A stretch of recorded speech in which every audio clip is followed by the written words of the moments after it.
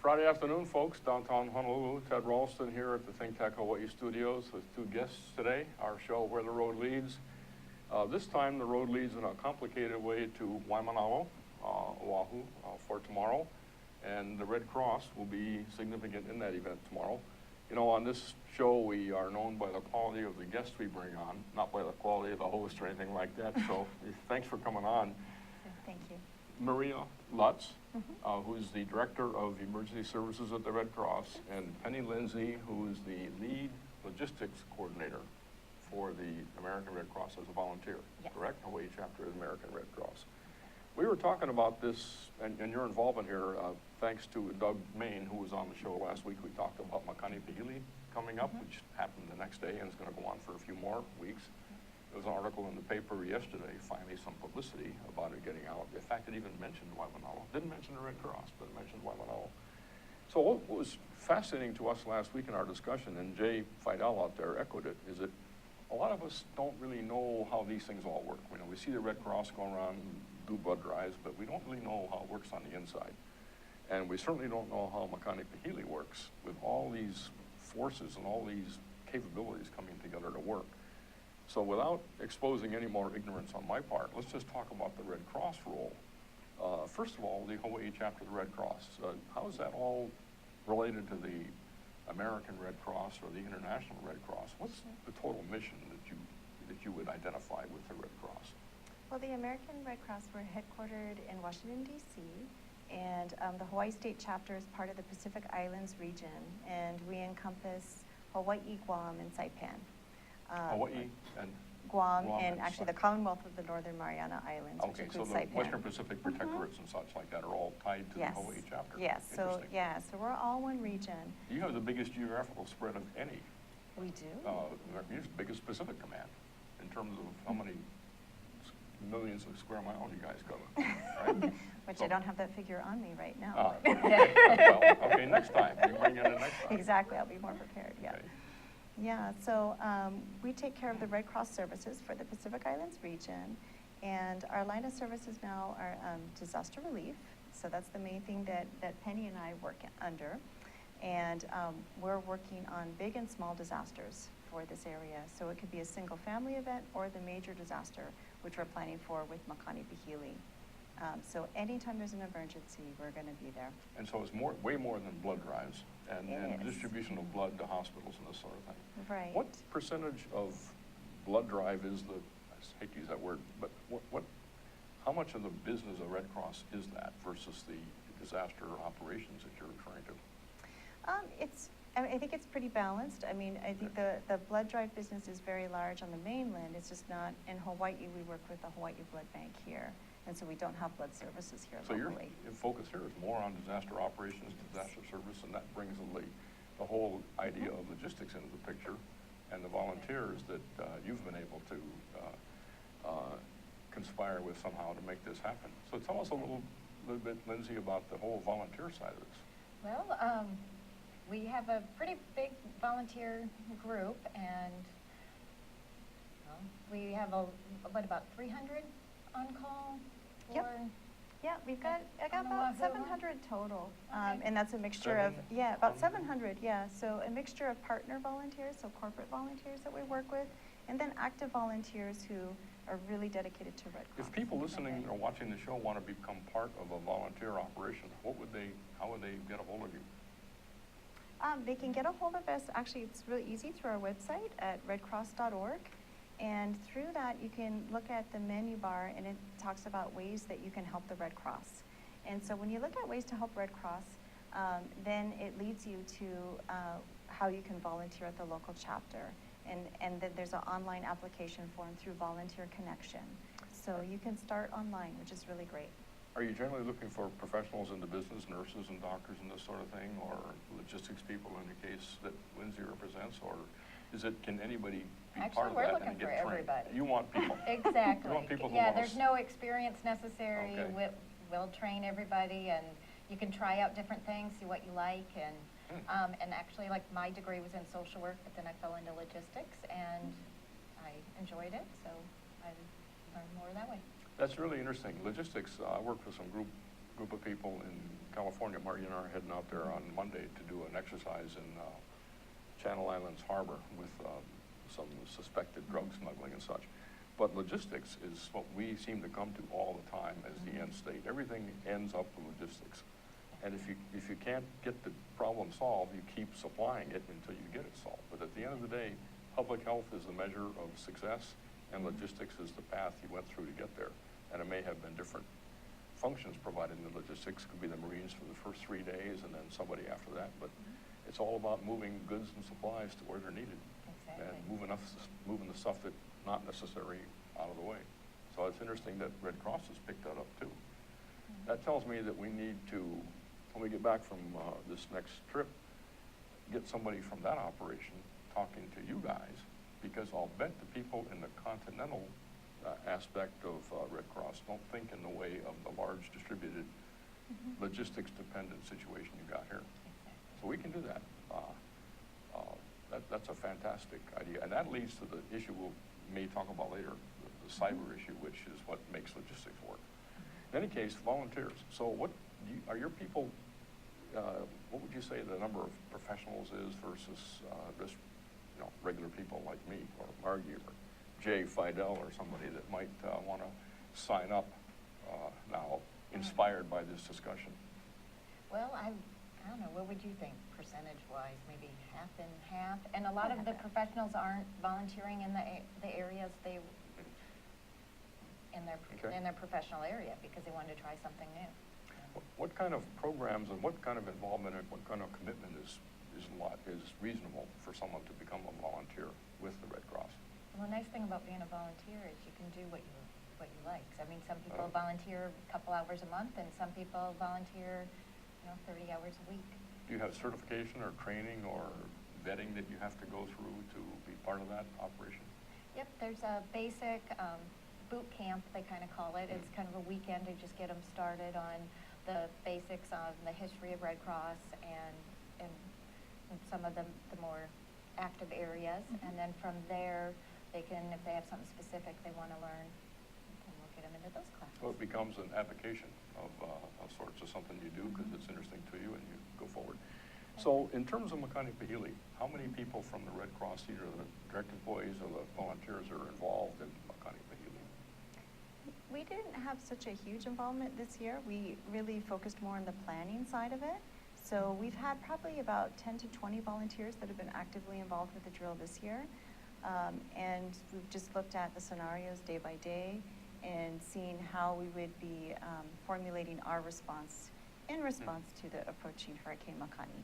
So that's what we worked on this past week. And then on Saturday, we have our group of logistics Which would be experts. tomorrow. Yeah, that's right. It is tomorrow, isn't In it? Waimanalo. No, I'm just kidding. In Waimanalo. Yeah, in Waimanalo District Park. Right. We'll be drilling this concept of community points of distribution. And we'll be doing it in Waimanalo and over at Eva Mexico District Park too. But I know we're going to focus on Waimanalo today. Yeah, well, give Margie and I any clues you can about what we're supposed to be able to do tomorrow, because we're going to be there. That's great. And we were first thinking about, we were, I think, involved in the amateur radio communication aspect of it. Okay, great. And I think others are going to be there now involved in that as well, so we have a lot to learn. But tell us what to expect tomorrow at this community point of distribution. Okay, Is well. that what you call it, point of distribution? Yeah, that's a Okay. great name for it. Yep, we're gonna it's kind of be more of a generic education a little bit and kind of a question answer and participate on what a CPOD or a community point of distribution is, which in Red Cross, lots of times we call it a bulk distribution site. Bulk distribution site. Yes, Okay. but there's different terminology for it, but the points of distribution explains it pretty well too. So we're trying to get the community more active in it, especially a lot of these community emergency and resiliency groups for after disaster. So that way, if we need help distributing those life-sustaining items after a disaster, we can help, the community can help with the distribution of it. And so we're trying to kind of get a feel of what one would look like and what it would feel like and how would you lay it out. Okay, that's interesting. That's because you come with some knowledge from other disasters and from the planning you've been through, what Exactly. a logical setup might be. And the community itself might look different from what you imagined, and therefore their needs might be different. Access might be altered by landslides or something like that, or I know Waimanalo, we got a lot of kapuna. So prescription medicines and this sort of thing are going to run out on people, and so we've got to think of some way to take care of that, that need that they've got. There's a lot of animals. There's a lot of farms and things with horses on them, and people aren't interested in leaving their animals behind, so there's those kind of issues that come up. So your intention then tomorrow is to sort of expose all those things, or at least as many as can be exposed. Well, only more in the idea of a distribution site. So if you're imagining, say 5, 7 days, or 10 days after a disaster, if we're hoping to get out some food or water, or even a little bit farther along, more of like the cleanup kits, things like that, how are we going to distribute it to the public? And what's the best way to plan a flow of, say, if cars coming in and you have walkers, kind of think through those kind of issues beforehand. And the method for that will be just people to give their opinions and apply the knowledge of the local transportation weaknesses, such as the highway that could go in the ocean over there by the beach, or something like that. Actually, we're going to even make it a little bit smaller than that. We're going to look specifically at the park as say we picked this park as a distribution site. Now that we know that, we are going to be having public come, how would we want to set it up and to make it the easiest for the public to get what they need and for us to pass that out? That's cool. This could happen in the immediate aftermath of the disaster. It could continue on for some time until things are stable again, I presume. So there's a temporal aspect to this, that the initial solution may be different than how the thing looks in the long term. But basically what you're saying is you get people coming in, goods coming in, the two have to mix, and then the people and the goods have to leave by some other path. And you don't want to have the pathways interfering with each other. Once again, these are things that we take for granted, I think. We assume someone's going to do it. We have, most of us, especially myself, have no idea that these things are planned, and you guys go through tabletop exercises to smoke out what the issues are. And the more we can get the public involved, I think the better off the solution will be. Then. Exactly. Yes. I wonder how many people are coming to this tomorrow.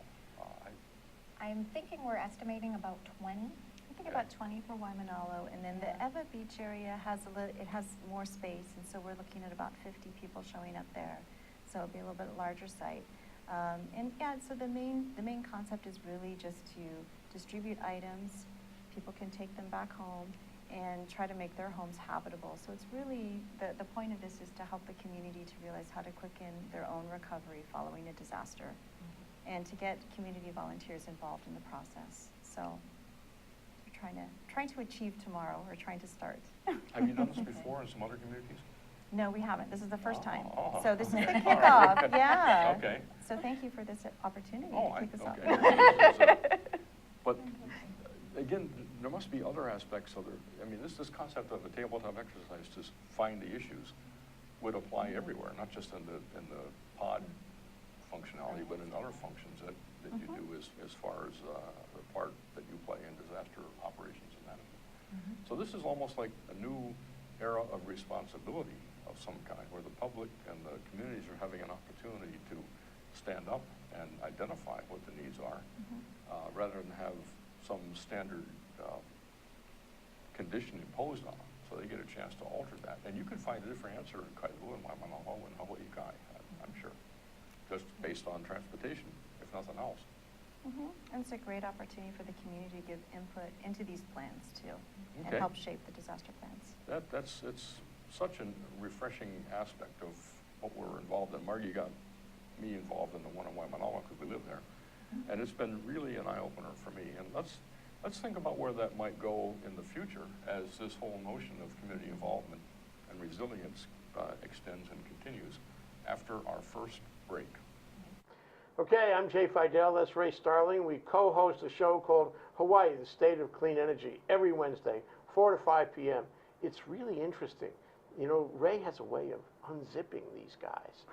He asks them these questions, and all this stuff tumbles out, and we find out stuff we would never know about without Ray's questions. Thank you, Ray. You're welcome, Jay. I'm very pleased to be your Ed McMahon every Wednesday at 4 o'clock here on the internet. So you can join us and see what's happening in the energy world, and there is a lot going on. So join us every Wednesday at 4 o'clock. Yeah, come around, be energized, right here on ThinkTech. Aloha. Hi, I'm your host on ThinkTech Asia, Bill Sharp. I look forward to you joining us each Monday between 4 and 5 o'clock when we film right here in our studio in downtown Honolulu. The show, ThinkTech Asia, focuses on contemporary events in Asia, and by Asia we mean anything from Hawaii, south to Australia and New Zealand, west to Pakistan, and as far north as the Russian Far East. Clearly, this is one of the most economically dynamic centers of the world, and we bring you up to date on what's going on in a whole host of countries in this very vital region. We look forward to seeing you. Aloha. Still Friday afternoon, folks, downtown Honolulu. Ted Ralston here, your host on Where the Road Leads. Two excellent guests here today on our show. Maria Lutz, Director of Emergency Services at Hawaii Chapter of the Red Cross. And Hawaii Chapter, by the way, covers the largest geographical domain of any Red Cross operation, all the way to the Pacific Islands on the west. And Penny Lindsey, who's in charge of the volunteer logistics efforts within the Hawaii Chapter of the American Red Cross. And we've been talking about the role of the Red Cross, its involvement in Makani Pahili, the world of Red Cross well beyond blood drives. And we're having a fascinating discussion at break here about the opportunity for the public to get involved. And I, again, innocence, just always assumed that to be kind of the case, but it's happening because you're pushing it that way. And you're making the Red Cross and what it's thinking about available in advance to the public. So the public has an opportunity to input here. So as many people as want to should be inspired to show up at Waimanalo tomorrow. We have a space limitation and you can handle maybe 20, but certainly getting a list of who's interested and setting up a follow-on activity of some kind would be a pretty fantastic result to take away. And once again, the world of this disaster operations and management goes beyond just people. Let's talk about the animals for a minute and the fact that, again, in Waimanalo, we've got a lot of horse farms and a lot of people have dogs and things. So how would we think about animal care as something that is, especially long-term animal care, as something that is a very necessary part of life to a lot of people who are with those animals? Is that something you guys care about at all at Red Cross? Well, we care, of course, but we do focus on humanitarian aid. But we would be working with partners because, you know, it takes everybody to solve the issues that come up following a disaster. So we'd be working closely with veterinarians and other folks who work with farm animals and just other larger animals. And so just be, you know, sharing their knowledge, working alongside them, and just making sure that we can resolve whatever issues are those barriers for people to recover following a disaster. I'm just thinking here, when we talk this workshop tomorrow or this tabletop exercise, if it goes as I thought it would at one time, we get a call in from somebody, if Margie and I are involved in the radio communication, that person making the call is going to say, I need this, this, and this. And that person isn't going to care whether it's the Red Cross provides all of it or only part of it. So we have to somehow separate then the needs and categorize them in some way in order to get them responded. So it would be really interesting to have a kind of a copy of what you're doing tomorrow in terms of this tabletop with the Humane Society and with the fire department and the police department at various times during the year, and see how they all individually play out and then determine how they can all play together. So, we see these readiness shows at various towns. We've been to Manoa and Eva Beach and Waimanalo and Kailua and others. And what you generally find there is the individual agencies all with their stuff and they're representing what they do. But what you don't see is how they all play together at this point in time. Maybe in the future we'll see that, how they all play together. But in fact, just thinking out loud here, and one of the rules we have in this station is we don't have a monologue going on forever, so I just broke the rule. The other rule we have is that it's controversy that makes a program interesting. So please disagree if you can somewhere along the way here, 'cause Okay. that's what Start a Jay rates debate. us on. Okay, yeah. Our salaries are based on how much controversy we can generate here, because controversy generates interest in the viewing public. So don't just go along with what I'm saying. Take an I'll see objection what to I it. can do. Let's have a fight. But in any case, what you see is these individual elements just doing what they do. And it's really evident that they recognize the other's presence, but they don't really seem to have a mixing box that pulls them all together. We are having some of these broader table talks like the one Kailua had a while ago that tend to open that up. But the fact that this is happening at all, and even has a chance to happen, is pretty darn impressive. And I wonder what made that all happen. What's your thoughts on how did the Red Cross get to this point from where it was as a blood donor operation? How did it decide to get into the larger role of emergency management? Well, with disaster relief, it was just, there wasn't any other agency that was really providing disaster relief. So we started way back in time with Clara Barton. And yeah, way back in the beginning. I was born right after that happened, I think. Yeah, and so she's the one who really started with getting us more involved. I think it was the Michigan forest fires, and just seeing the amount of human suffering that comes from disaster, and how there was no agency that really naturally took care of the people. You have a lot of people that, many agencies that are taking care of the disaster situation or the hazard, but not necessarily the ongoing needs of people. So her view was bigger than just blood drive. It was the whole palette gamut of things that are needed to be dealt with. Yes. Wow. Yeah, and so that's how we started, and we definitely have a niche market there, and just work very closely with other first responders. So we've been able to really forge that partnership. So, when the fire department goes out and responds to a single family fire, which happens like every 4 or 5 days here in Hawaii, they call us if there's a family that has needs that came from that fire, if they need help with food, shelter, clothing, if they have other medical needs.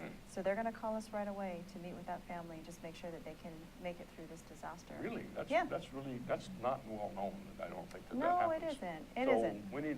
we need to make a movie about the Red Cross and operation, right? We just talked to Doug last week about making a movie of how what used to be the civil defense and now the Hawaii Emergency Management Agency works. Yeah. Let people know about these things.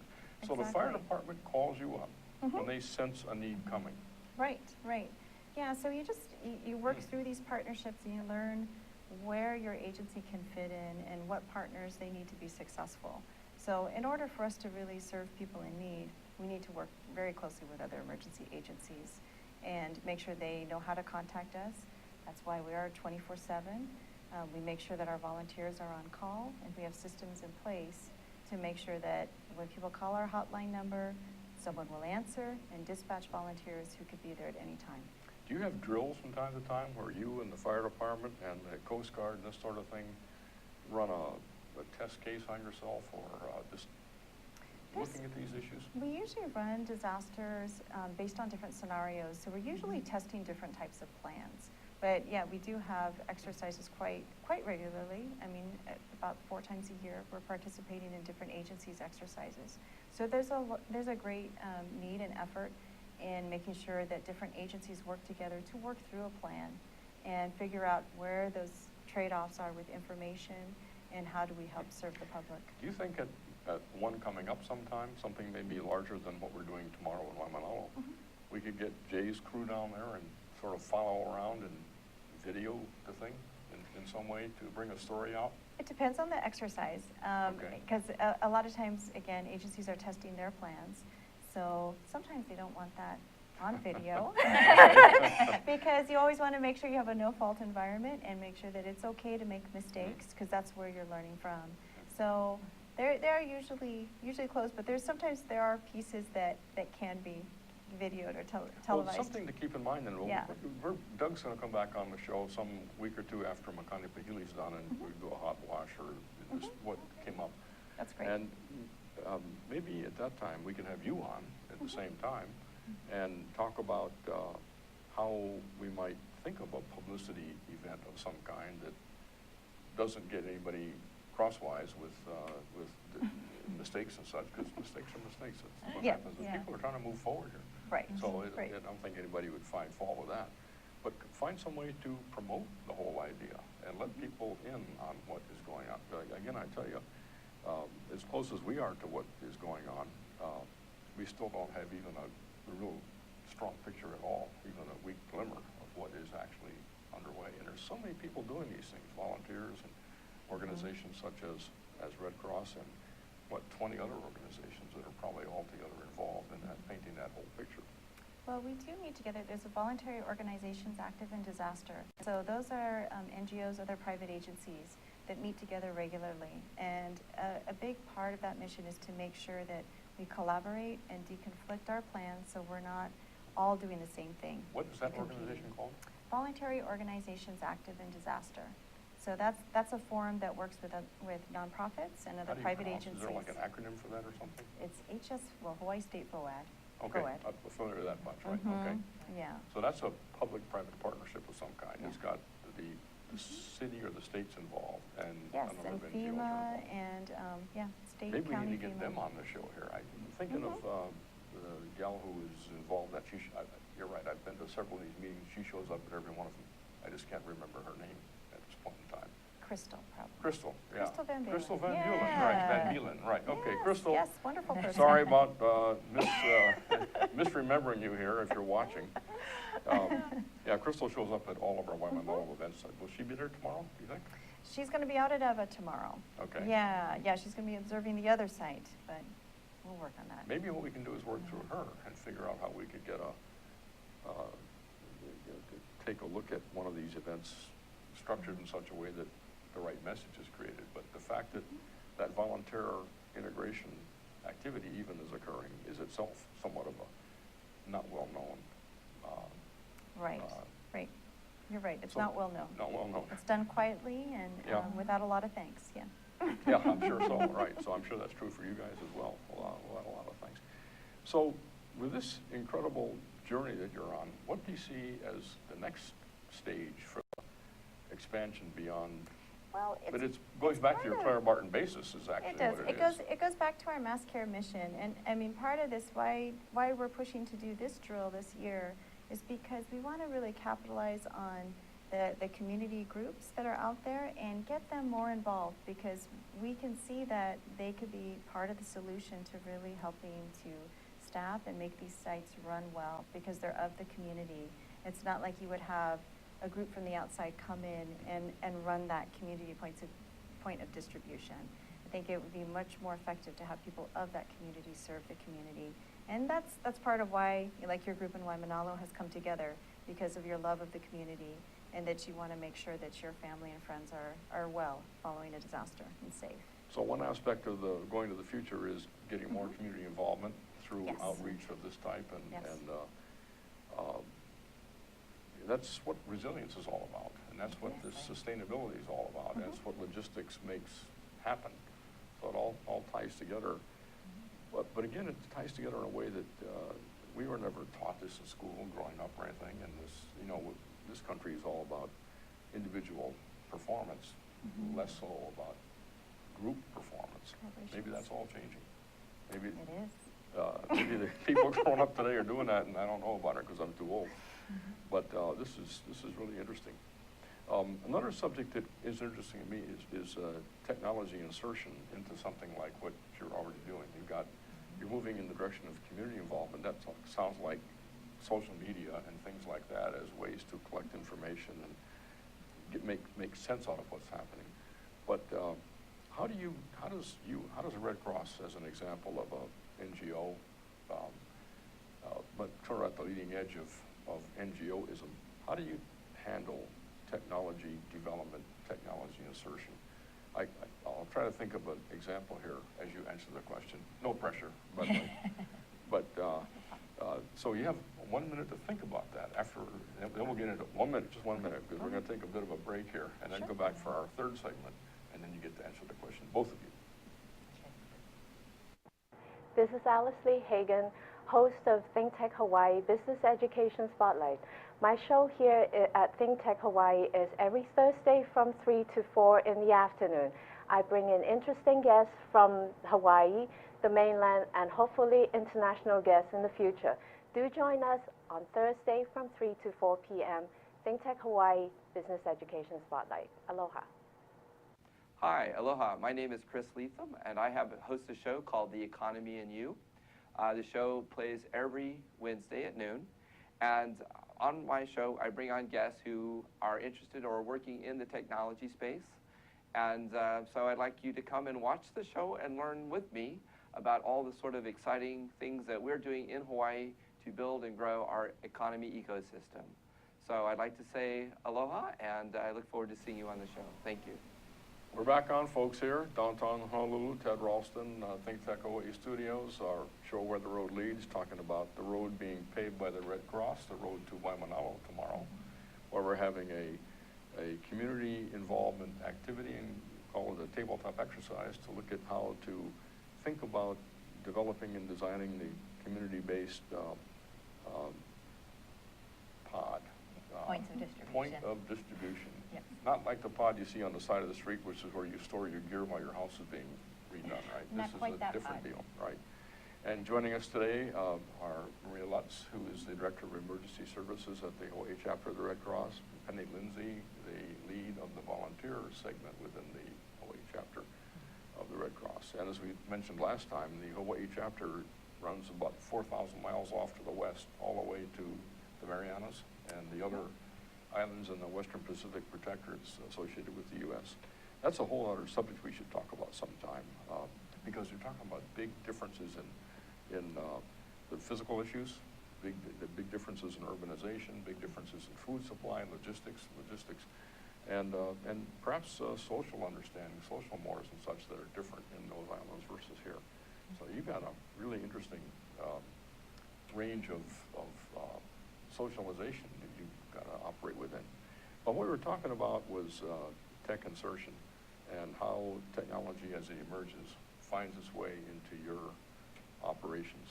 I'll just throw the one out there that Jay and I go back together on some time or some distance, and that's the subject of unmanned air systems, or drones, which is the popular term, as incorrect as it may be, but it's there. And we're working at the University of Hawaii and others on how to get these systems into public value use, and certainly disaster management is one of the main areas where they'll find their use, working with the National Disaster Preparedness Training Center, which is right down the street from us. Are you familiar with them, Yes. NDPTC? Yeah. Okay, good. Well, that's a really good, that was a test. That's good. So Glad I answered right. the role here of something like unmanned aircraft on UAVs in this domain, how would Red Cross induct that into your operations? Say tomorrow at the Waimanalo pod exercise, how would we? Well, that was a trick question, wasn't it? Yeah, it was, exactly, right. Yeah, And this is that's one you good. had a minute to think about before you had the answer, That so. wasn't quite the same yeah. question, but that's okay. Oh, Okay, no. well, that's a controversy, don't forget, and that's what drives the show. Ratings are pop. It's okay. So with UAVs, you know, one thing that they do very well is actually take the photographs, the aerial photographs from above. So I think like just getting a good view of the site by publicizing, taking pictures of the site, because you can get beautiful pictures from those. So that's one concept of just getting a good visual and just being able to publicize, make sure that people know about where they should go to get the items that they need to. Should I bring an example tomorrow, and we'll do the thing right during the tabletop, or maybe before, and have right there on the screen Are you ready for a drone? a stitching together of all the pictures to show you a panorama of the area? Would that be useful to promote discussion? If you want to, sure. What I have planned ahead of time is we've just printed out kind of like a Google Maps of the park. So that way, after we discuss what a CPOD is and what the goal is, we're going to let people brainstorm some ideas on how they would want to lay one out and plan it out. And I want people to just get thinking on their own. I mean, we have the experience in it, but the main thing is every disaster is different, and I want people to just kind of think and draw up and talk. And but you're welcome to bring anything you want. We'll do that. We'll go ahead and do that. I hadn't thought about that. Okay. But we're bringing our radios, but we'll go ahead and bring a drone with a camera on it. Okay. And we'll take a picture of some access road or something like that that didn't show up on Google Earth or has been covered by a landslide or something like There that, you we go. have to work our way around it. Okay, And great. to show what the processing time involved is, what it takes, 15 minutes or something is the total time, but show you, give you an idea of what the value statement might be. Okay, yeah, I find So it very that was my interesting. answer to yeah. your question. You haven't answered my question yet. Oh, exactly. Well, I can throw in there, I think that's great for disaster assessment and for planning ahead of time. Probably won't be touching too much on the C-pods because at that point we'll already have our area picked out and we'll just be kind of plotting out how we want to put our trucks and cars and flows of traffic, things like that. But I do find it very interesting, especially when it comes to the disaster assessment. And then my kind of off topic a little bit on there is when you're talking about technology, and since I do logistics and I can fill you in on a little bit on how I think technology fits in with that, if you want. I'd love to hear that. Okay, might not be as interesting as drones, but one of the things that the National American Red Cross has been working on, and we're filling in a little bit here in Hawaii, and they're still getting all the bugs out of it and working on it, but we're trying to use the new technology with our inventories and getting it more tech savvy, I guess you can say, because everyone has their smartphones. And it would be nice, so if I go to a warehouse and I'm taking out supplies, if we have access to our inventory right there on our smartphone and can be able to change the inventory right there, so we have a live flow of what we have on. So you want a dynamic inventory adjustment that doesn't take any care and feeding to make happen. It happens by itself so that you have the correct idea of what's available to you. Exactly. And you want in-transit visibility as well, I suspect. Where is the stuff? Is it actually getting where it has to get to? That would be nice to know, but even, we're not quite that far yet, but we're working on it. But it would be nice to be able to keep our inventories updated and get it easier and faster. So if I'm going to the warehouse and I want to pull something out and I make a change, then Maria in the office can log in and know exactly what's going on. That's one of the aspects of this exercise we're running in Ventura Harbor next week. And what I'd like to propose is we hook you up with a guy named John Mullen in San Francisco, who's all about that sort of thing. In fact, what we're doing as part of the exercise next week is there's a system that can tell what's inside a container. So the container is sitting there, and then everything inside the container is reporting to this gizmo on the outside that says what's in there. You can also verify it hasn't been tampered with, and if there's either medicines or electronics inside the box, you can determine at the component level if they've been tampered with as they're unloaded. So you have That's kind of exciting. a secure chain, and which is important for pharmaceuticals for certain, and electronics as well. So there is a strong recognition in the cyber world, which it includes logistics as well. I mean, cyber is what makes logistics happen. What you just described, getting information about what's in the warehouse, transmitting it to Maria in the office so she can get it accurate and she can decide how it's distributed. That's cyber. It may be information technology in some form, but it currently comes under the word cyber because it goes on the internet and it is subject to attack and this sort of thing.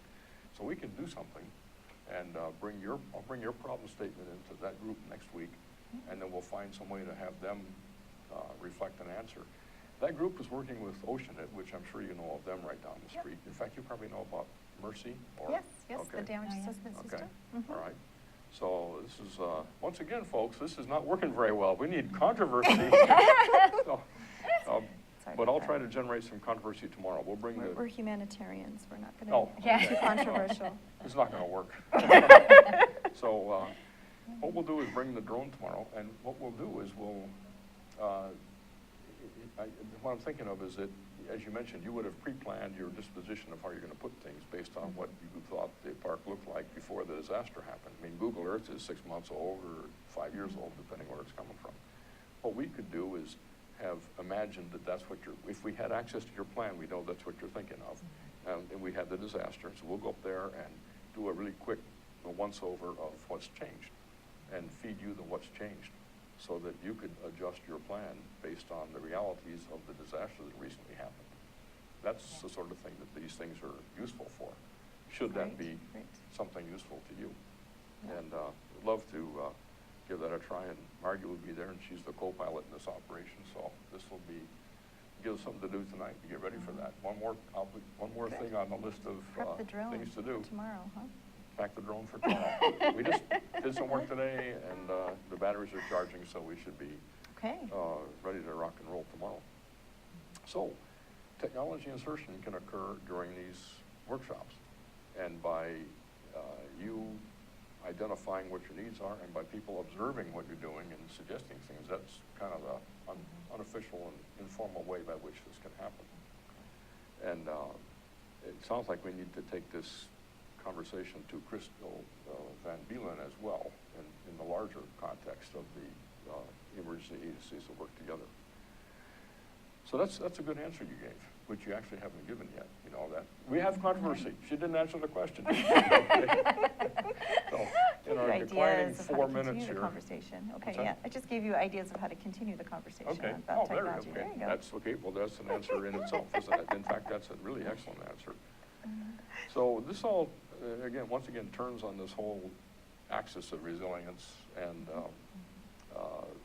logistics and personal responsibility. We're deficient. I won't say exactly how deficient we are, but we really haven't got our place set up for emergency So you don't have 7 self-sustainment. days of supplies? No, we have, 10. depends on what the supply is. We may have some. Toilet paper, you got that under control? Plenty of that, yeah, Okay, we good, got all right, that, good. yeah. Once, That doesn't- start yep. with something, We and got, then we just got water, build we on got it. that. We probably got enough food to last because we don't eat much anymore, but we got drone batteries and things like that that are essential for that time. Don't know if the drone is an essential Yeah, right. element of the disaster kit, but if you think so. That would be another interesting workshop to have, wouldn't it? Just be, as people come together, just change the rules on them and tell them, hey, this isn't really a pod distribution workshop, it's, are you ready?